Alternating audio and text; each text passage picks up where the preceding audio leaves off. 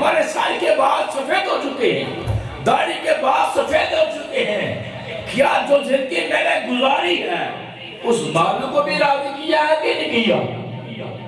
حضرت عمر فاروق رضی اللہ تعالیٰ عنہ اور آپ کا غلام کہتے ہیں کہ حضور صلی اللہ تعالیٰ آپ حضرت عمر فاروق کے ساتھ سفر پر نکلے، کہتے ایک پہاڑ ہے، پہاڑ کے پاس ہم نے ڈیرا لگا دیا، رات بجلی رات تھی، تو اوپر سے ایک بندہ آیا جو بکریاں چرا رہا تھا۔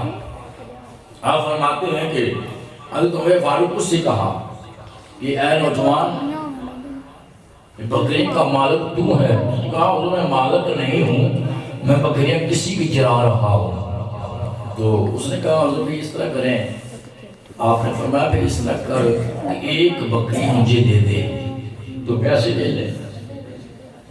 جب حضرت عمر فاروق نے یہ کہا نا کہ ایک بکری تم مجھے دے دے وہ بکری کی قیمت لے لے، اس نے کہا حضور میں مالک نہیں ہوں، مجھے یہ اختیار نہیں ملا، مجھے یہ اختیار نہیں ملا کہ بکری چاہے تو بیچ دے۔ تو آپ نے فرمایا پھر ایک بکری دے دے تو اپنے مالک کو کہہ دینا کہ بکری کو بھیڑیا اٹھا کر لے گیا تھا۔ اس نے جملہ بولا نا آگے سے، وہ دلوں کے تختی پر لکھنے والا ہے، وہ جملہ بڑا ہی اہم جملہ ہے جو اپنے دل کی تختی پر لکھنے والا ہے۔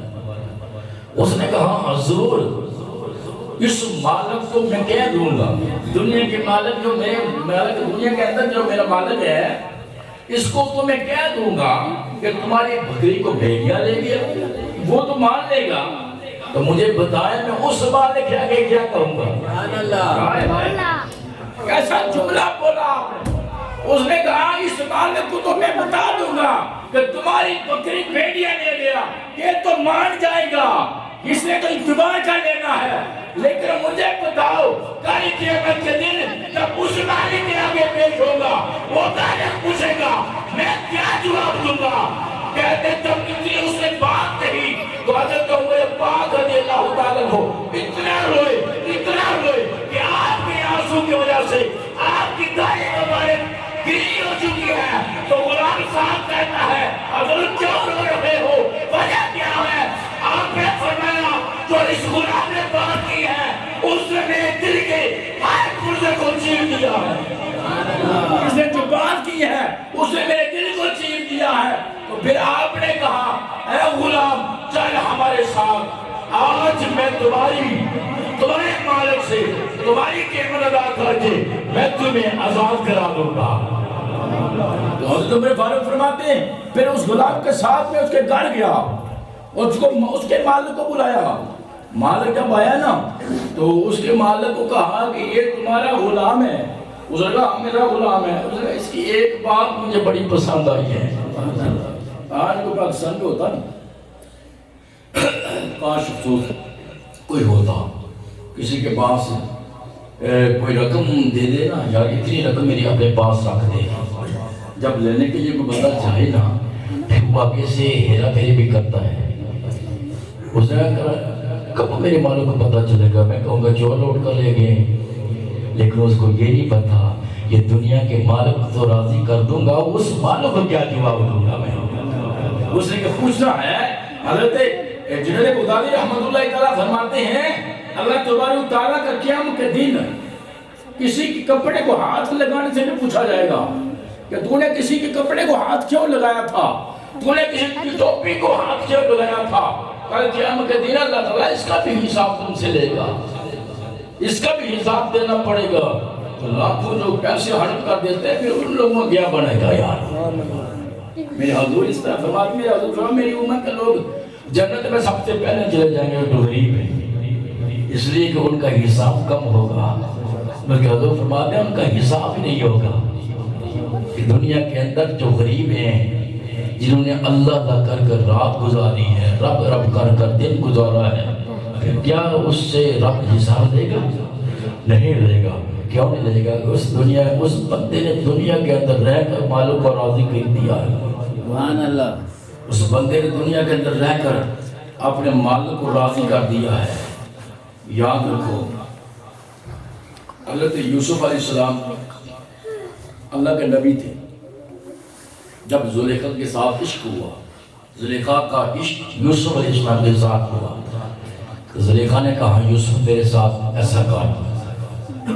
جب اس نے اپنے کمرے کے اندر یوسف علیہ السلام کو ساتھ لے کر گئی، دروازے تو بند کر دیے تھے، کمرہ بند کر دیا تھا، سب کچھ تالے لگا دیے تھے اس نے، تو اندر کمرے کے اندر گئی تو اس نے اپنے کمرے کے اندر ایک اپنا بت رکھا تھا جس کے آگے جھکا کرتی تھی، جس کے آگے سجدہ کرتی تھی وہ بت۔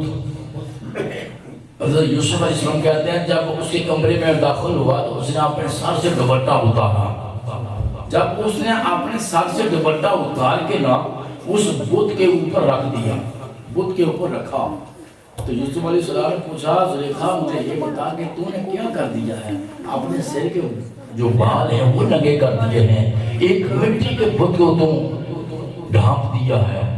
اس نے کہا حضور عشق تھا، پیار تھا، اس نے کہا حضور اس لیے میں اس کو ڈھانپ دیا ہے کہ یہ ہمارا خدا ہے، یہ نہ دیکھ لے۔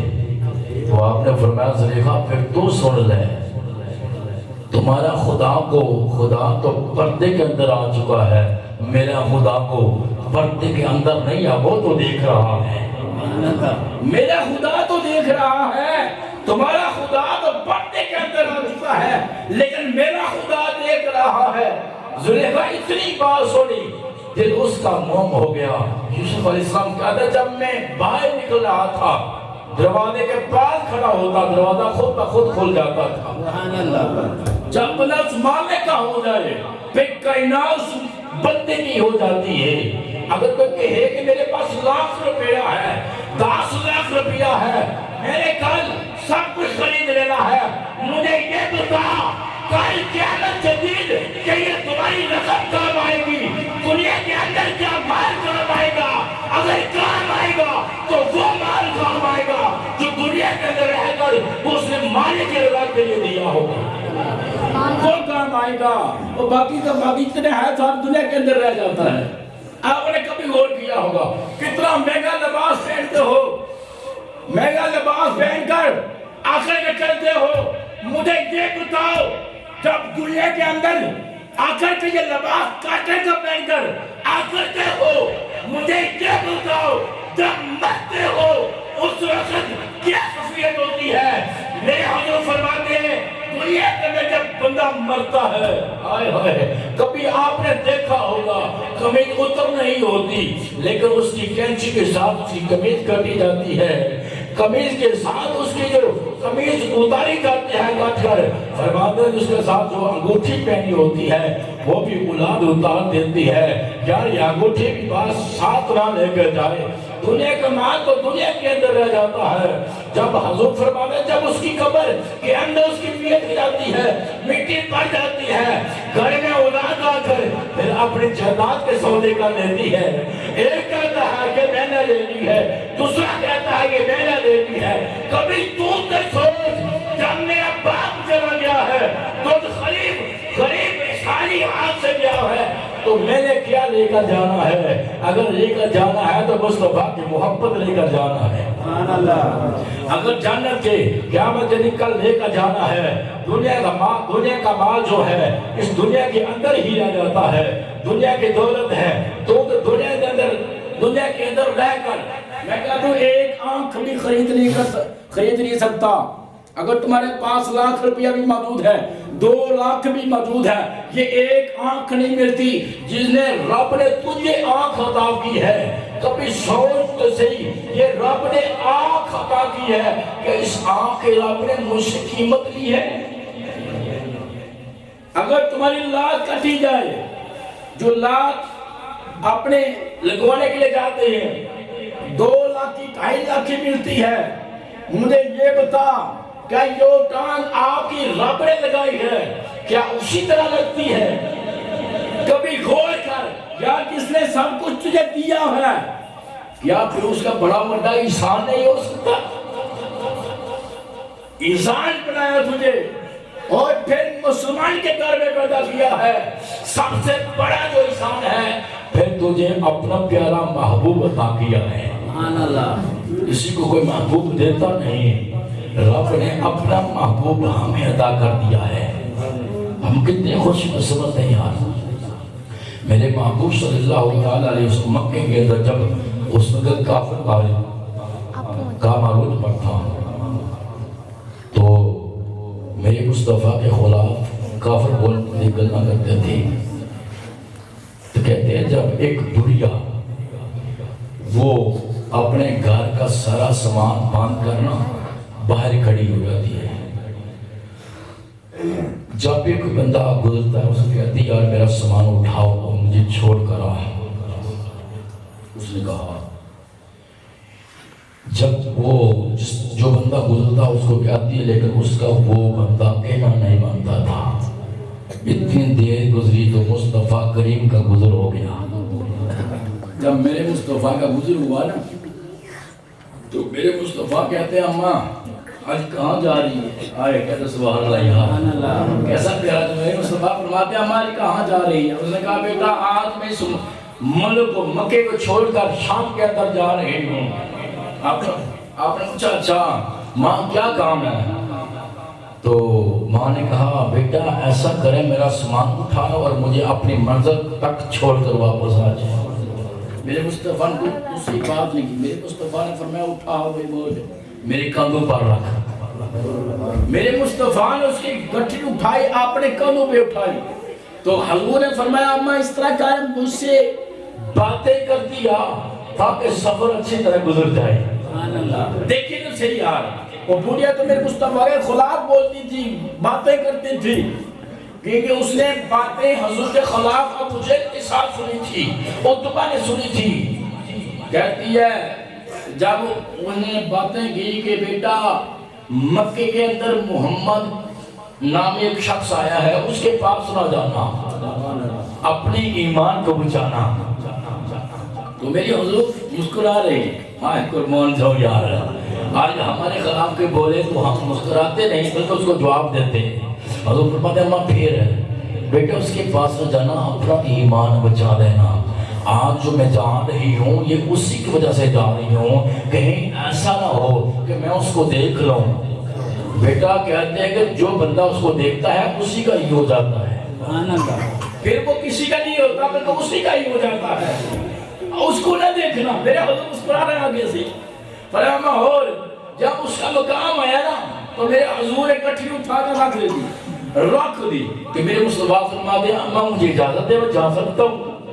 لیکن میرے حضور نے پھر بھی اس کو دعوت نہیں دی کہ میں محمد ہوں میرا کلمہ پڑھ لے. لیکن پھر بھی نہیں کہا فرمایا اماں مجھے اجازت ہے میں چلا جاؤں. انہوں نے کہا بیٹا چلا تو جائیں لیکن ایک بات تو بتا اتنا حسین چہرہ ہے اتنی سونی زلفیں ہیں بتا تمہارا نام کیا ہے؟ میرے حضور مسکرائے. جب نام کی باری آئے تو حضور مسکرائے. فرمایا اماں جس کی وجہ سے تم مکہ چھوڑ کر یہاں شام کے اندر آئی ہے میں وہ تو وہی محمد ہوں. جب محمد کا نام آیا اس عورت کا جو اس کا جب محمد کا نام سنا اس نے حضور کے قدموں پہ ہاتھ رکھا. اس نے کہا یا رسول اللہ مجھے پتا نہیں تھا. ابو جہل نے تو باتیں کچھ اور کی تھی عتبہ نے تو کچھ اور کی تھی. یا رسول اللہ میں اتنی بات بتا دے آپ اتنے رحمت عالمین ہیں. میں تمہارے خلاف بولتی تھی لیکن تم ہمارا اسلام میں اٹھا کر شام کے اندر آئے ہو. میرے حضور فرماتے اماں مجھے رب نے سب کے لیے رحمت بنا کر بھیجا ہے. اپنوں کے لیے بھی رحمت بنا کر بھیجا ہے پوروں کے لیے بھی رحمت بنا کر بھیجا ہے. جب ماں نے حضور کی بات سنی قدموں پہ ہاتھ رکھا کہا یا رسول اللہ آپ اسی طرح نہ جائیں مجھے کلمہ پڑھا کر اپنے غلامی میں شامل کر دیں. لیکن میرے مصطفیٰ نے بھی اس طرح دین بتایا. تو آج کیا ہمارا یہ کام نہیں ہے اس مالک نے تو ساری زندگی 300 سال کی عمر میں ربی حبلی امتی ربی حبلی امتی یا اللہ میری امت گناہگار ہے امت کی بخشش کے لیے تو محبوب روتے رہے. میں کیسے بیان کروں کہ غاروں کے اندر کس طرح مصطفیٰ کرے میں روتے نکیلے پتھروں پر سجدہ مصطفیٰ نے کیا ہے اس امت کی خاطر کیا ہے. آج یہ امت اپنا حال دیکھے گا کہیں کہاں جا رہا ہو، کہ مصطفیٰ کے بتائے ہوئے طریقے پر عمل کر رہا ہو؟